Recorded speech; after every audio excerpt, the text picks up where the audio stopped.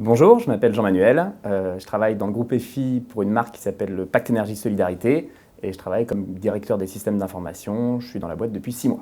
Alors les technologies et les outils qu'on utilise chez nous, c'est principalement Ruby on Rails sur la partie web pour développer nos sites web et nos outils un peu spécifiques.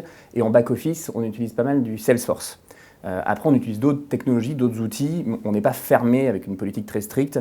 Et s'il y a des développements qui doivent se faire sur autre chose, on est carrément ouvert si on nous prouve que ce sont les bonnes technologies. Les challenges techniques qu'on a, ça vient du fait que la boîte est en cours de transformation digitale.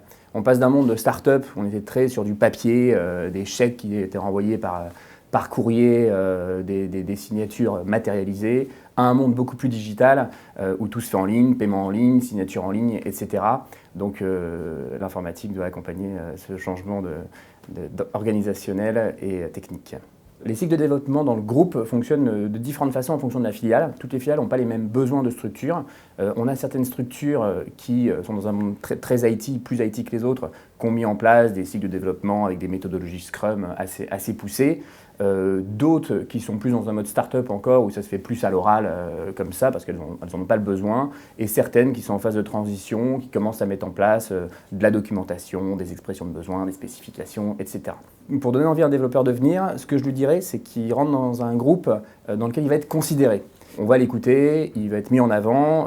On a bien compris dans la boîte que c'était là que se situait l'innovation, que sans développeur, on ne pourrait pas avancer. Et donc ça, c'est important.